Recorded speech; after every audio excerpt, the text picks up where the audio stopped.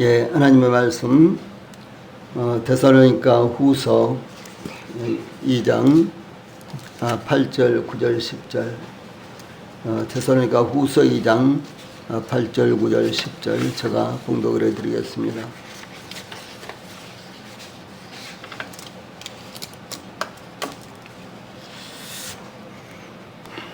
그때에 불법한 자가 나타나리니 주 예수께서 그 입의 기운으로 그를 죽이시고 강림하여 나타나심으로 패하시리라. 악한 자의 나타남은 사탄의 활동을 따라 모든 능력과 표적과 거짓 기적과 불의의 모든 속임으로 멸망하는 자들에게 있으리니 이는 그들이 진리의 사랑을 받지 아니하여 구원함을 받지 못함이라. 아멘. 자, 우리 성도님들 앞에 보시고 한번 같이 읽읍시다. 시작. 그때 불법한 자가 나타나려니 주 예수께서 그 입의 기운으로 그를 죽이시고 강림하여 나타나심으로 패하시리라. 악한 자의 나타남은 사탄의 활동을 따라 모든 능력과 표적과 거짓 기적과 불의의 모든 속임으로 멸망하는 자들에게 있으리니 이는 그들이 진리의 사랑을 받지 아니하여 구원함을 받지 못함이라. 아멘. 지금 저희들이 함께 읽은 데살로니가 후서 2장 8절로 10절 말씀을 통해서 오늘은 불법의 사람의 나타남과 종말, 불법의 사람의 나타남과 종말, 다른 말로 한다면 적그리스도의 나타남과 종말, 이런 주제가 되겠습니다. 데살로니가 교회는 교회가 세워질 때부터 모든 박해와 환난 중에서 인내와 믿음으로 말미암아 하나님의 여러 교회에서 칭찬받는 교회였으며 그리스도의 강림을 간절히 기다리는 교회였습니다. 이것은 데살로니가 교회가 세속적이지 않고 오직 하나님을 바라보고 믿음으로 하나님을 섬기며 주의 복음과 진리를 위해서 헌신하는 교회라는 것을 의미하는 것입니다.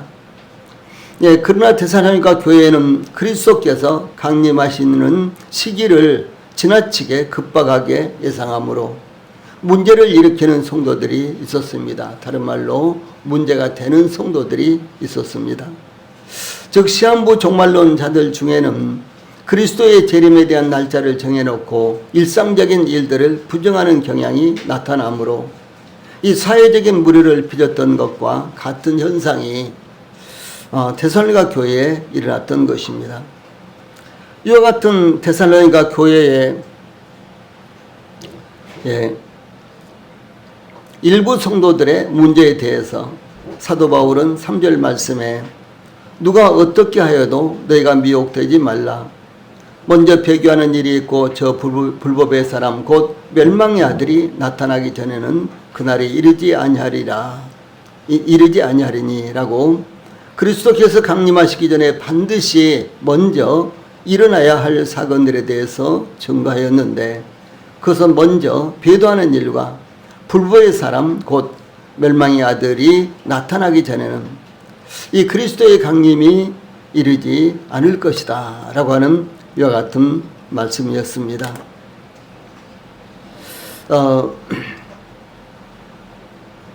이어서 사도 바울은 이 불법의 사람 곧 멸망의 아들의 정체에 대해서 증거했는데 그는 대적하는 자라 신이라고 불리는 모든 것과 숭배함을 받는 것에 대항하여 그 위에 자기를 높이고 하나님이라고 내세우느니라. 4절 말씀 이렇게 증거했습니다.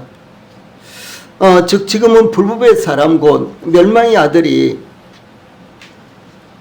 그 때에 나타나게 하기 위해서 막는 자가 있기 때문이지만 막는 자가 옮겨지면은 불법의 사람 곧 멸망의 아들이 공개적으로 나타나서 활동하게 될 것이다. 이렇게 증거한 것입니다. 예, 오늘 우리가 상고하게 될 이 본문 말씀은 불법의 사람 곧 멸망의 아들의 종말이 과연 어떻게 될 것인가 여기에 관한 말씀입니다. 불법의 사람 곧 멸망의 아들이 나타나서 이제 종말이 오는데 이 중요한 것은 그의 종말을 위해서 그리스도께서 지상에 강림하시기 때문에 그러므로 성도들에게 대단히 중요한 이슈가 된다라고 하는 사실입니다. 제일 먼저 8절 전반절을 통해서 불법의 사람이 나타나는 이와 같은 모습을 먼저 보겠습니다. 이 8절 전반절에 그때에 불법한 자가 나타나리니 라는 말씀은 불법의 사람이 나타나는 정해진 때와 시기가 있다라고 하는 것을 의미합니다. 즉 그때에는 막는 것 곧 막는 자가 떠나게 될 때를 가리킵니다. 그때에 불법한 자가 나타날 것인데 불법한 자는 초대교회 시대에도 활동했으나 막는 자 때문에 공개적으로 나타나지 못하고 지연되고 있었으며 하나님의 허락이 없이는 나타날 수 없기 때문이었습니다. 이 불법의 사람은 미래의 일정한 기간 동안 자기를 높여 하나님이라고 공개적으로 선포하며 하나님께 올리는 예배를 가로챌 것입니다. 주 예수님께서 너희가 선지자 다니엘이 말한 바 멸망에 가증한 것이 거룩한 곳에 선 것을 보거든 읽는 자는 깨달을진저 이렇게요. 마태복음 24장 15절 또 마가복음 13장 14절에서 말씀하셨습니다. 예수님께서 선지자 다니엘의 그가 장차 많은 사람들과 더불어 한 일해 동안에 언약을 굳게 맺고 그가 그 일의 절반의 제사와 예물을 금지할 것이며 또 포악하여 가정한 것이 날개를 의지하여 설 것이며 또 이미 정한 종말까지 진노가 황폐하게 하는 자에게 쏟아지리라. 이렇게 이제 다니엘서 9장 27절에 증가하고 있습니다. 이 말씀은 적그리스도가 나타나면은 이제 7년 동안 그가 세상을 지배하게 되는데 먼저 3년 반 동안은 이제 세상에 살고 있는 모든 사람들에게 환심을 사서 인기를 얻고 그 다음에 3년 반이 지나가면은 하나님께 드리는 예배와 제사 모든 것들을 폐지하고 자기가 하나님이다. 그러니까 나에게 예배를 드려라. 이렇게 한다고 하는 것입니다. 그 다음에 또 다니엘서 11장 31절에서는 군대는 그의 편에 서서 성소 곧 견고한 곳을 더럽히며 매일 드리는 제사를 폐하며 멸망하게 하는 가증한 것을 세울 것이며 이렇게 기록되어 있고 또 다니엘서 12장 11절에서는 매일 드리는 제사를 폐하며 멸망하게 할 가증한 것을 세울 때부터 1290일을 지낼 것이요 라는 말씀을 주 예수님께서 인용하셔서 너희가 선지자 다니엘이 말한 바 멸망에 가증한 것이 거룩한 곳에 선 것을 보거든 이렇게 말씀을 하신 것입니다. 이 다니엘의 예언은 하나님을 경배하는 것과 관련된 것으로 성전에서 드려지는 제사를 폐하고 우상을 세울 것이다 라고 하는 이와 같은 예언입니다. 즉 성전을 더럽히겠다는 뜻입니다. 하나님께서 성막과 성전과 제사 드리는 모든 것과 제사 드리는 하나님의 백성들도 지극히 거룩하다고 말씀을 하셨습니다. 이 성전과 제사와 관련해서 지극히 거룩하다라고 말씀하신 것이 무려 성경에요 23회나 나타납니다. 이 지극히 거룩하다라는 말씀은 거룩하다라는 말씀의 최상급을 사용한 것입니다. 그것이 성경과 제사와 관련해서 23번이나 사용이 되었습니다. 출애굽기 29장 37절 그래서 그 중에서 몇 개를 살펴보면은 너는 이래 동안 제단을 위하여 속죄하여 거룩하게 하라. 그리하면 지극히 거룩한 제단이 되리니 제단에 접촉하는 모든 것이 거룩하리라. 이렇게 말씀하셨고요. 또 출애굽기 30장 10절에서는 아론이 1년에 한 번씩 이 향단불을 위하여 속죄하되 속죄제의 피로 1년에 한 번씩 대대로 속죄할지니라. 이 제단은 여호와께 지극히 거룩하니라. 이렇게 말씀했습니다.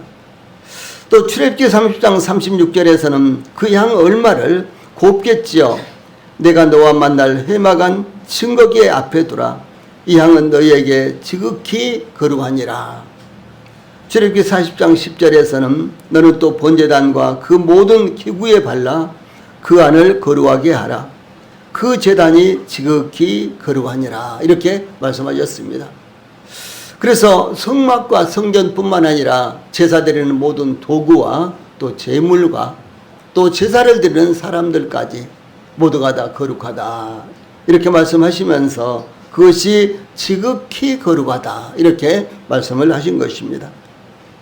이 말씀은 저희들에게도 대단히 중요한데 저희들이 일주일 동안 세상에서 살면서 세상에 먼지도 묻고 세상에 죄악도 묻고 그렇죠.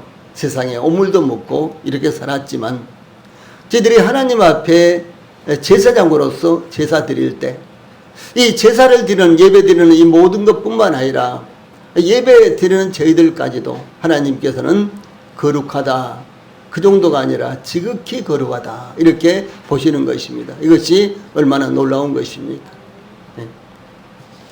예수님께서 그러므로 너희가 선지자 다니엘이 말한 바 멸망에 가증한 것이 거룩한 곳에 선 것을 보거든 읽는 자는 깨달을지니요. 이렇게 말씀하셨는데 이 성전에서 드려지는 제사를 폐지하고 우상을 성전에 세우는 것은 멸망에 가증한 것이다 라고 이렇게 말씀하십니다. 이 가증하다라는 이 말씀은 악취로 인해 구토를 일으키다, 몹시 실형하다, 혐오스럽다 라는 뜻입니다. 여기에서 나온 단어가 가증한 것으로 몹시 미운 것이라는 그런 의미가 되는 것입니다. 그러므로 가증한 것은 여호와 하나님의 권위를 손상시키는 것으로 신성 모독과 관련된 것입니다. 이와 같이 하나님에게 우상과 거짓 사술 등은 참으로 미운 것이며 혐오스러운 것입니다. 우리나라에 소위 점집이 80개 이상, 80만 개 이상 있다고 합니다. 얼마나 그 수가 많습니까? 80개도 800개도 아니라 80만 개 이상이나 있다고 합니다. 다니면서 보면은 점집을 보면 뭐 빨간 깃발이라든가 뭐 절표시라든가 그런 깃발들을 많이 달아놓고 있어요. 이런 것이 얼마나 많은지 모릅니다. 아주 다양한 이와 같은 표시를 해놓고요. 뭐 이렇게 점을 친다든가 등등 이와 같은 일들을 하는데 그렇게 많이 있습니다. 그런데 이와 같은 것들 또 우상을 숭배하는 것들 이와 같은 것들은요 하나님께서 다 가증하게 여기시는 것입니다. 저희들도 그런 가증한 삶을 살았는데 하나님께서 저희들을 구원하셔서 거룩하고 거룩한 그리고 지극히 거룩한 자들로 삼아주셨다는 것은 얼마나 놀라운 일이 되겠습니까? 이와 같이 하나님에게 우상과 거짓 사술 등은 참으로 미운 것이며 혐오스러운 것입니다. 그러므로 멸망에 가증한 것은 여호와 하나님의 권위를 손상시키는 이 신성모독적인 것으로 멸망의 궁극적인 원인이 되는 것을 의미하는 것입니다.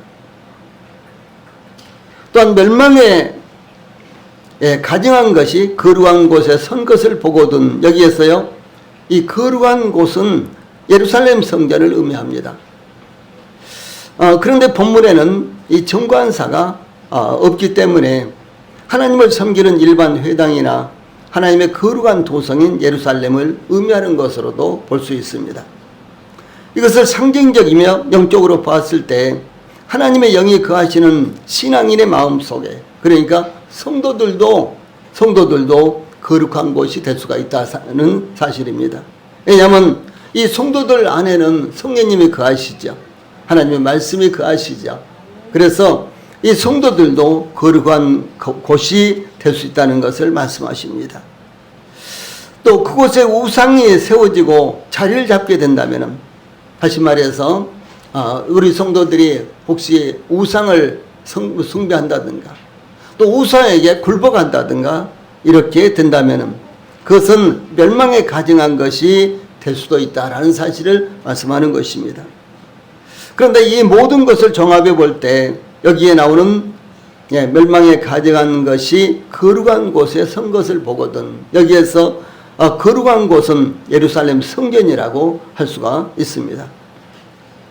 한편 유대인 역사학자 요세푸스의 증언에 의하면 이 다니엘의 예언은 BC, 그러니까 예수님께서 오시기 168년 전에 수리아의 왕 안티오쿠스의 비판에서 사실하는 사람이 있었는데, 이 사람이 예루살렘 성전에 제우스 신상을 세우고 그 제단에 부정하게 취급되는 돼지를 제물로 바친 사실을 가리킨다라고 이렇게 증거했습니다.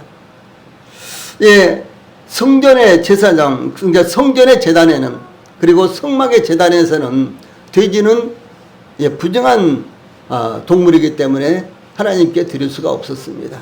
그런데 일부러 이 안티오코스의 비판에서 사제라는 왕이요, 시리아 왕인데, 이 사람이 일부러 돼지를 이 예루살렘 성전의 제단에서 드린 것입니다. 예, 이 예수님께서는 바로 이러한 예언을 통해서 역사적으로 나타난 사건들처럼 비슷한 모습으로 불법한 자에 대해서 거룩한 곳, 예루살렘 성전이 황폐화되고 치욕당할 것이라고 말씀을 하신 것입니다. 그래서 이제 적그리스도가 예루살렘에 입성을 하고 성전에 들어와서 자기가 하나님이다 그렇게 하면서요, 하나님을 섬기는 이 모든 것들을 폐하고 자기를 섬기도록 우상을 세우고 또 자기를 직접 섬기도록 이렇게 이제 할 때가 바로 온다라고 하는 것입니다. 그것이 대환란의 7년 대환란 가운데 이제 3년 반이 지나고 후 3년 반이 시작될 때 그와 같은 일이 일어나는 것입니다. 이 로마의 제3대 통치자 가이우스 칼리굴라라는 이와 같은 사람이 있었습니다. 황제가 있었습니다. 이 황제는 사도행전에서는 가이오라고 이렇게 나타납니다. 그런데 이 사람이 24살에 이제 즉위를 했는데, 황제가 됐는데, 즉위한 지 7개월 만에 열병에 걸려서 거의 죽기 직전까지 이르렀다가 간신히 살아났습니다. 그런데 이 사람은, 이 황제는 이 병으로 죽을 뻔하고 살아나자 자신을 최고신 유피테르 곧 제우스라고 이렇게 생각하게 되었습니다. 그는 제우스 신상처럼 머리와 수염을 물들이고 황금 번개를 들고 시민들 앞에 나타났습니다. 이 자신의 애마를 로마의 집정관에 임명했습니다. 그러니까 자신의 말을요, 로마의 집정관, 최고의 최고의 직위인 관리로 임명을 한 것입니다. 또 뿐만 아니라 대리석으로 지은 마구간을 집정관의 토가 색깔인 보라색으로 장식을 했습니다. 이 토가가 무엇인고는 우리가 이제 그 과거에 로마의 어떤 풍습이 나오는 그런 영화들, 뭐 배너라든가 등등 그런 영화들을 보면은 이 로마의 황제라든가 아주 높은 사람들의 옷이 천으로 이렇게 휘휘 이렇게 감싼 것 같은 그런 옷들이죠. 어떤 사람은 빨간 옷, 어떤 사람은 하얀 것, 어떤 사람은 좀 그 황색, 이런 이제 천으로 이렇게 감싼 것 같은 그런 옷을 입고 있죠. 그 옷이 토가라는 옷입니다. 그런데 그 옷 색깔로요, 이제 그 마구간을 이렇게 칠했다는 거죠. 그래서 그런 이제 색깔인 이 보라색으로 특별히 장식을 했습니다. 그는 사자나 곰 등 맹수들과 감옥에 있는 죄수들을 결투하게 하여 짐승들이 죄수들을 잡아먹게 했습니다. 또 투기장의 휴식 시간에는 그 잠깐 동안의 휴식 시간, 그것을 참지 못하고 심심하다고 생각을 해서 관중석에 한 구역에 앉는 관중들을 맹수들에게 던져서 맹수들이 잡아먹게 했습니다. 그러니까 이 콜로세움에 그 수도 없이 많은 이제 관중들이 모여서 이제 맹수들과 죄수들이 이제 싸움을 하고, 그리고 맹수들이 죄수들을 잡아먹는 그런 모습을 구경하잖아요. 그런데 잠깐 쉬는 시간에 심심하다고 황제가 이렇게 말합니다. 자, 저기 구석에 있는 저기서부터 저쪽까지 있는 사람들, 그 사람들 모두 다 끌어내. 그래가지고 맹수들과 싸움을 시키는 거예요. 당연히 누가 이겼습니까? 그 사람들은 맹수들의 밥이 되는 것입니다. 이렇게 아주 악랄하게 그야말로 이제 백성들을 이제 괴롭히고요. 이렇게 이제 정치를 했던 이런 사람이었습니다. 특별히 자기와 동거했던 친여동생 이 드루실라가 있었는데 그 드루실라가 갑자기 죽게 되자요. 드루실라는 신이다 라고 이렇게 신으로 선포를 했습니다. 그는 유대인들에게 특별히 자신을 여호와 하나님처럼 숭배할 것을 강요했으며 예루살렘 성전에는 자기 얼굴을 본뜬 제우스 신상을 만들어 세우고 경배하게 했습니다. 그는 정확하게 3년 10개월 6일 동안 통치했는데 죽을 때 그의 나이는 28살밖에 되지 않았습니다. 이러한 폭정을 일삼다가 자신을 경호하는 2명의 군의병 대대장들의 칼에 죽고 말하는데 그의 모든 가족들이 살해되었고 그는 화장되었는데 그의 무덤까지도 알려지지 않았습니다.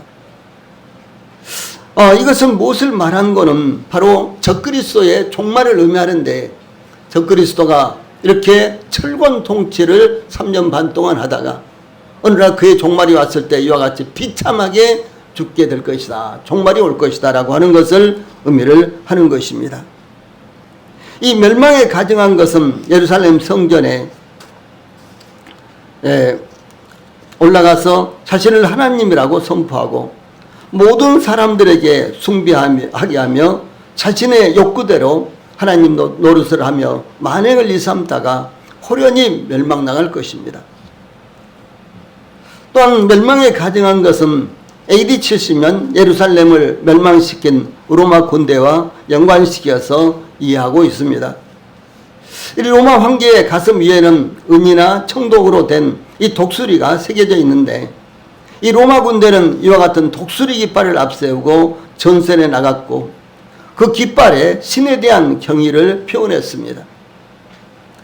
그런데 요세푸스의 증언에 따르면 요세푸스는 AD 70년에 로마에 의해서 예루살렘에 함락될 그 당시에 실제로 그것을 참관하고 또 거기에서 전쟁을 했던 역사가입니다. 그런데 이 요세푸스의 증언에 의하면 AD 70년 예루살렘을 함락시킨 로마 장군 디도 혹은 티투스라는 이 장군이요. 로마 군기를 성전 동쪽 문 쪽에 세우고 이제 거기에 경배를 표했다라고 하는 이와 같은 말을 전했습니다.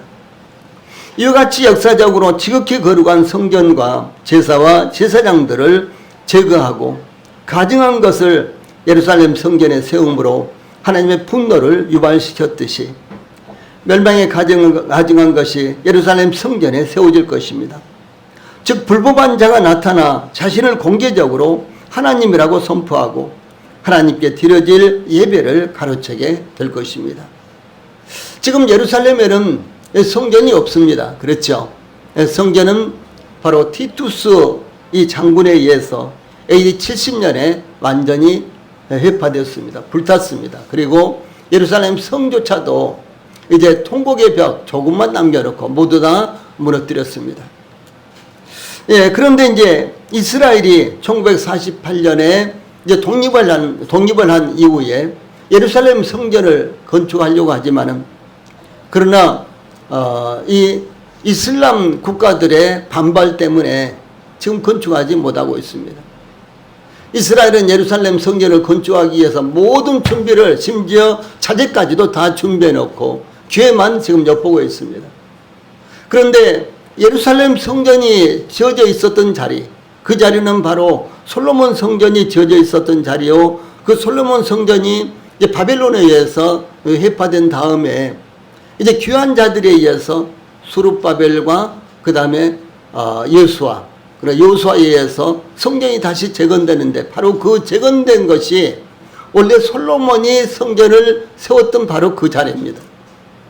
그런데 그 자리에 지금은 무엇이 세워져 있는 것은 소위 황금의 돔이라고 우리 성도님들이 예루살렘 사진을 보면은 이렇게 둥그렇게 황금 돔이 있죠. 이것이 이제 모스크, 이제 이슬람 이제 교도들이 이제 거기서 이제 알라에게 이제 예배를 드리는 그런 장소죠. 이 모스크가 있는데 그 모스크가 거기 세워져 있기 때문에 그 모스크를 제거를 해야지만 거기다가 하나님을 위해서 성전을 재건할 수 있지 않습니까? 그런데 그렇게 하지 못하는 거예요. 그런데 이제 최근에 한 10여 년 전에 아주 정밀 측정을 해보니까 바로 그 모스크 뒷마당이 원래 솔로몬의 성전이 있었던 자리라고 이렇게 밝혀집니다. 그래서 모스크를 그대로 놔두고도 성전을 건축할 수 있다. 지금 그래서요, 이스라엘 사람들이 굉장히 들떠 있습니다.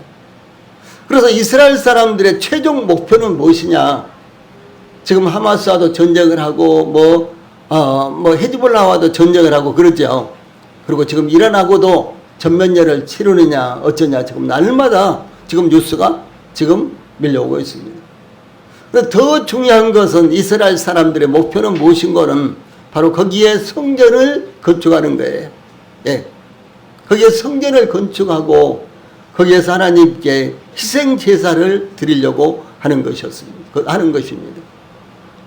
예, 그래서 모든 이와 같은 희생 제사를 드릴 수 있도록 성전을 건축하기 위한 모든 준비가 지금 다 완료가 됐습니다.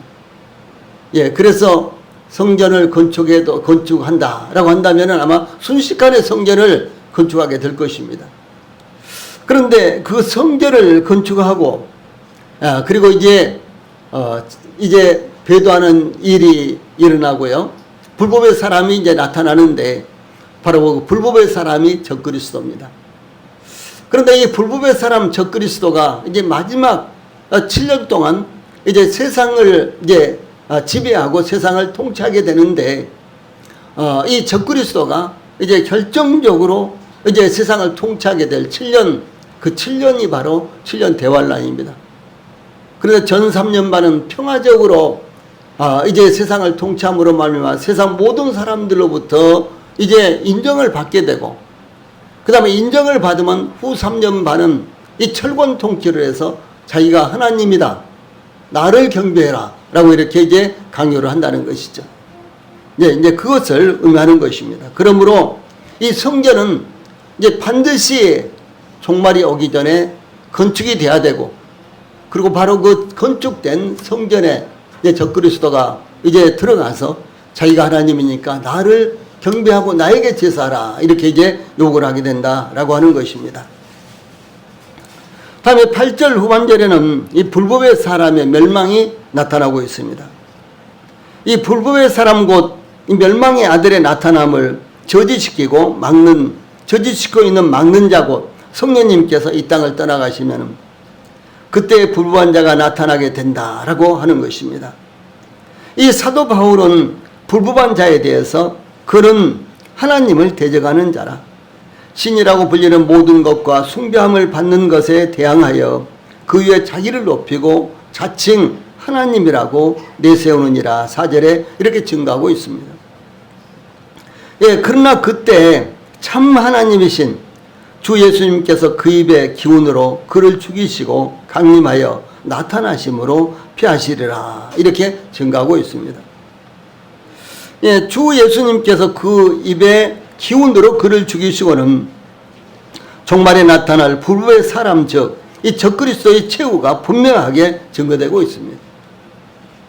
이 불법의 사람 즉 적그리스도는 주 예수님의 입의 기운으로 죽게 될 것입니다. 그는 세상의 모든 사람들로부터 지지를 받고 인정을 받고 그리고 이제 세상의 1인 통치를 통해서 세상을 지배하게 되지만 그러나 그에게 종말이 이렇게 온다라고 하는 것을 말씀하고 있는 것입니다. 이것은 예수님의 재림 때에 그 누구도 무엇도 저항할 수 없는 능력으로 불법의 사람을 제거하실 것이다 라고 하는 것을 의미합니다.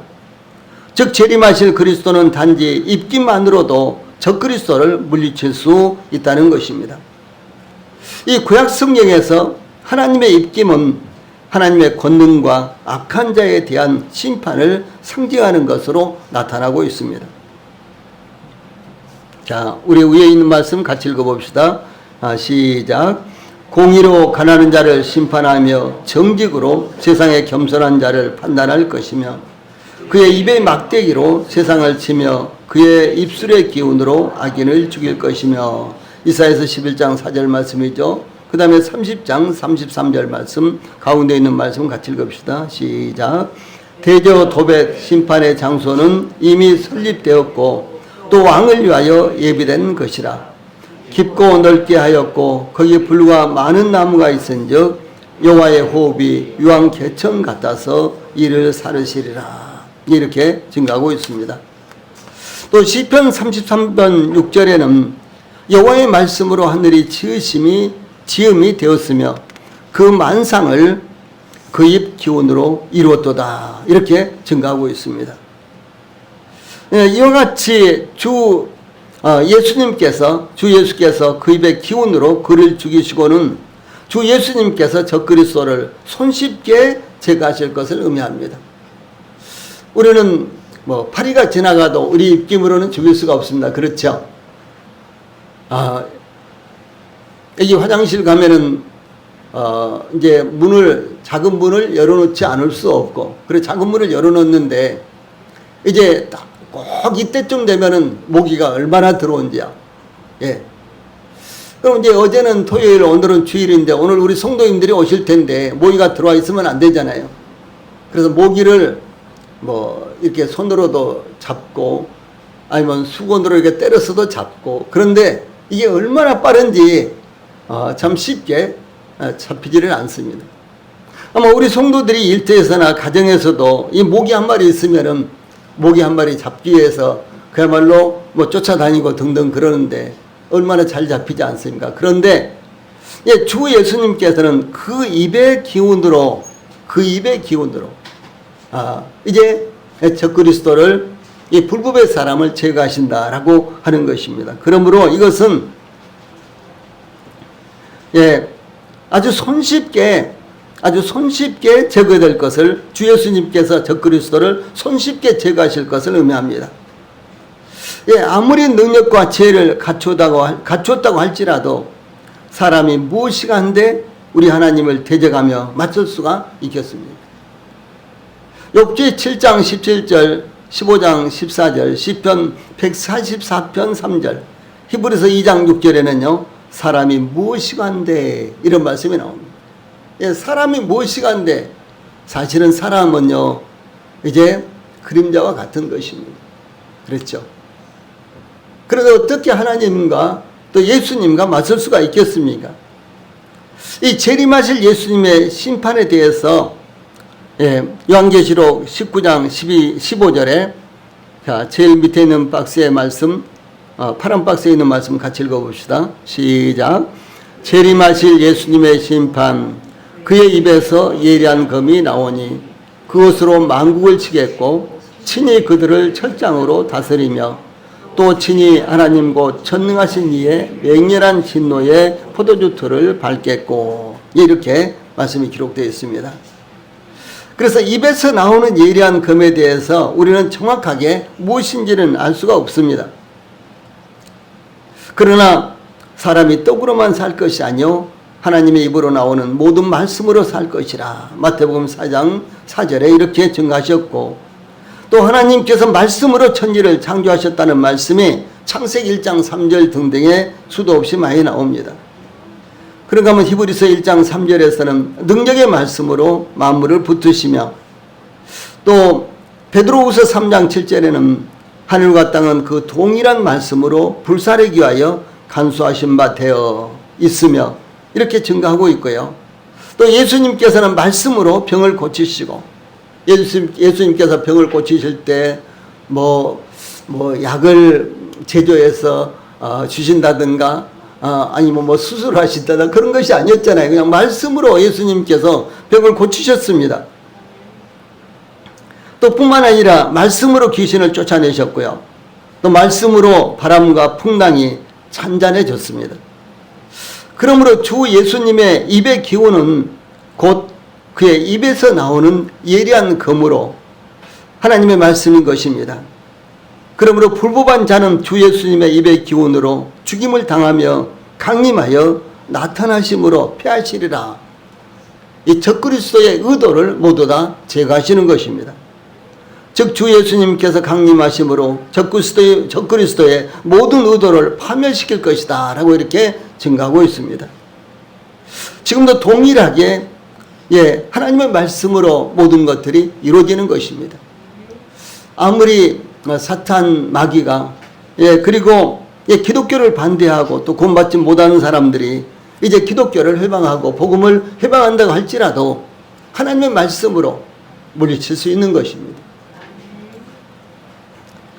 마지막으로 9절과 10절에서는 이 불법의 사람이 무슨 일을 할 것인가, 이 불법의 사람의 활동에 대해서 증가하고 있습니다. 이 불법의 사람, 즉 적그리스도의 사역에 대해서 9절 10절 전반절에 악한 자의 나타남은 사탄의 활동을 따라 모든 능력과 표적과 거짓 기적과 불의의 모든 속임으로 멸망하는 자들에게 있으리니 라고 이렇게 증가하고 있습니다. 이 말씀은 말세에 나타날 불법의 사람, 즉 적그리스도가 어떻게 활동할 것인가에 대해서 구체적으로 증가하고 있는 것입니다. 그래서 악한 자의 나타남은 사탄의 활동을 따라, 이 말씀은 불법한 자 곧 적그리스도의 활동은 사탄의 능력을 따라 이루어진다라고 하는 것을 의미합니다. 이 불법의 사람 즉 적그리스도는 사탄의 하수인입니다. 그래서 사탄으로부터 능력을 받아서 사탄의 의도대로 이 땅에서 활동하는 것입니다. 적그리스도는 거짓 그리스도요 가짜 그리스도요 반 그리스도로서 그리스도를 대적하는 자요 원수입니다. 요한복음 13장 1절로 10절에는 이 바다에서 올라온 짐승이 있는데, 요한복음 10장의 전반부에는 바다에서 올라온 짐승, 후반부에는 땅에서 올라온 짐승, 이렇게 있습니다. 그런데 요한복음 13장 1절로 10절에는 바다에서 올라온 짐승이 있는데 그는 세계 정부 혹은 세계 통치자입니다. 그가 통치하는 기간 동안 하나의 세계 정부, 하나의 세계 종교, 하나의 세계 경제 체제가 이루어질 것입니다. 지금은 세계가 얼마나 정치적으로, 종교적으로, 경제적으로 나눠져 있습니까? 정치적으로도 죄송합니다. 이 정치적으로도 지금 여기저기서 전쟁을 하고 있습니다. 또 뿐만 아니라 직접적으로 전쟁하지 않아도 직접적으로 전쟁하는 것 이상으로 서로 대항해서 보이지 않는 것 같은 전쟁을 하고 있는 것입니다. 그런데 이 세계 정부를 이루고요, 통일 정부를, 세계 통일 정부를 이루고 이와 같이 세계를 한 사람의 통치자가 통치하게 되는데 그것이 바로 적그리스도다라고 하는 것입니다. 그래서 요한계시록 13장 1절로 10절에 이 바다에서 올라온 짐승은 대체적으로 유럽이라든가 미국이라든가 이 서구에서 이와 같은 통치자가 나올 것이다 이렇게 말하고 있고요. 그래서 그곳에 세계 정부가 이루어질 것이다 이렇게 말하고 있고요. 그 다음에 후반부에 이제 11절부터 18절에 나오는 땅에서 올라온 이와 같은 짐승은 바로 이 세계 정부에서 이 단일 통치자를 내세우는데 그가 바로 적그리스도다라고 이렇게 분별을 하는 것입니다. 그래서 이 세계 정부의 권세에 대해서 곧 사탄에게 사탄이 짐승에게 권세를 주므로 용에게 경배하며 짐승에게 경배하여 이르되 누가 이 짐승과 같으냐 누가 능히 이와 더불어 싸우려 하더라. 이렇게 그 누구도 대적할 수 없는 권세와 능력을 가진 것을 증거하고 있습니다. 또한 요한계시록 13장 이 11절로 18절에는 이 땅에서 올라온 짐승이 있는데 그는 용 즉 사탄으로부터 권세를 받은 거짓 선자로서 적그리스도인데 그는 바다에서 올라온 첫째 짐승의 모든 권한을 행사하는데 심지어 하늘에서 불이 땅에 내려오게 하는 등의 이적을 행함으로 사람들을 미혹할 것입니다. 그래서 이 첫째 짐승은 세계 정부를 말하고 둘째 짐승은 이 세계 정부에서 나오는 세계 통치자, 자를 말하는데 그가 바로 적그리스도다라고 하는 것입니다. 그래서 이제 그는 하늘에서 불이 땅에 내려오게 하는 등의 이적을 행함으로 이 세계를 미혹하는데, 이런 방법으로 지지를 받고 신뢰를 받은 그는 칼에 치명적인 상처를 입고 죽은 것 같이 보이다가 살아난 짐승을 위해 우상을 만들고 그 우상을 경배하게 하는데, 짐승의 우상에게 경배하지 않는 자들은 누구나 다 죽이게 한다라고 하는 것입니다. 그것은 마치 예수님께서 십자가에 못 박혀 죽음을 당하셨으나 사흘 만에 다시 살아나신 것을 모방한 것입니다. 그러므로 적그리스도는 철저하게 예수님을 모방하는 거예요. 병자들을 고치고 이적을 행함으로 많은 사람들을 끌어모으고, 그러므로 이제 그들에게 반하나님, 반기독교적인 메시지를 전함으로 말미암아 결국은 자기를 내세우게 된다라고 하는 것입니다. 예, 그러므로 16절로 18절에는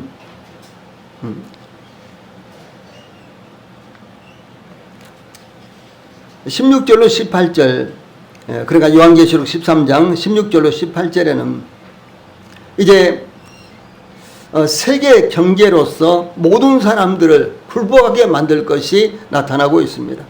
자, 위에 있는 말씀 같이 읽어봅시다. 시작. 그가 모든 자 곧 작은 자나 큰 자나 부자나 가난한 자나 자유인이나 종들에게 그 오른손에나 이마에 표를 받게 하고, 누구든지 이 표를 가진 자 외에는 매매를 못하게 하니, 이 표는 곧 짐승의 이름이나 그 이름의 수라. 지혜가 여기 있으니 총명한 자는 그 짐승의 수를 세어보라. 그것은 사람의 손이 그의 수는 666이니라. 이렇게 증가하고 있습니다. 예, 우리는 이것을 정확하게 알 수가 없습니다. 예, 어떤 이들은 이미 이와 같은 제도가 거의 완성 단계에 있다, 이렇게 이야기를 하고, 예, 어떤 분들은 뭐 컴퓨터다, 내지는 또 뭐 컴퓨터를 활용한 무엇이다 등등 여러 가지로 이야기를 합니다만, 정확하게 이것이 무엇인지는 우리는 알 수가 없습니다. 그런데 중요한 것은 이 적그리스도는 이미 세상에서 활동하고 있고, 아버지와 아들을 부인하는 자가 적그리스도요, 그리스도가 육체로 오신 것을 부인하는 자가 바로 적그리스도다, 이렇게 말씀하고 있습니다.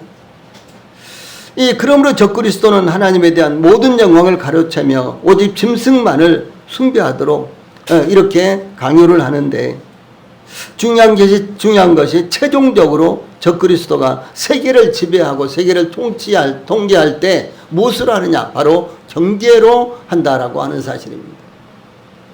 이 세계 경제는 과거에는 어떤 지역에서 나는 것으로 그들이 먹고 살고 이렇게 살아갔죠. 저 전라도에서는 전라도에서 나는 것으로 먹고 살고, 경상도에서는 경상도에서 나는 것으로 먹고 살았습니다. 중국 사람들은 중국에서 나는 것으로 먹고 살았는데 지금은 그렇지 않다는 것이죠. 그렇죠. 전 세계가 하나의 무역권에 들어가서,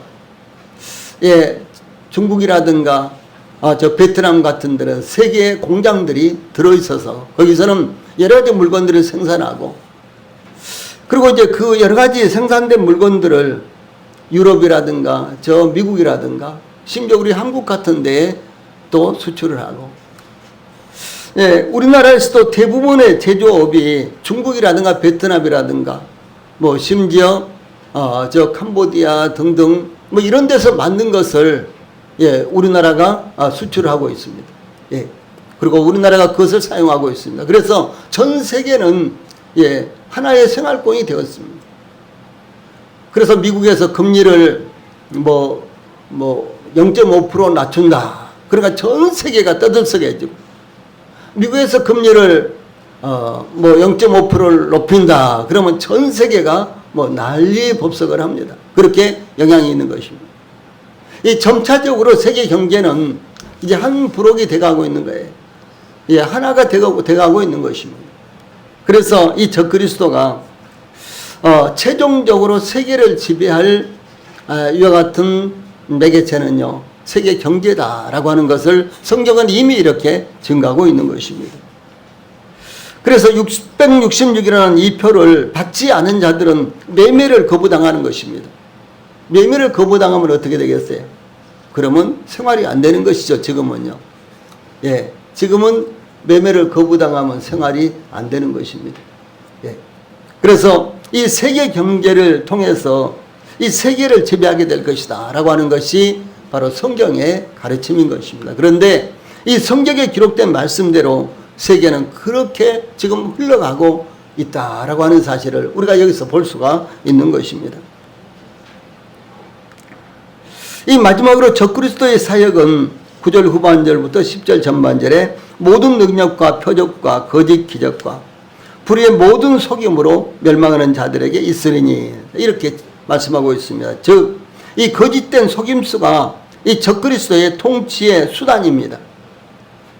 그러므로 그를 거짓 선지자라고 부르는 것입니다. 오늘날 정치, 경제, 종교 등 심지어 교회라는 곳에서도 거짓과 속임수가 아주 난무합니다.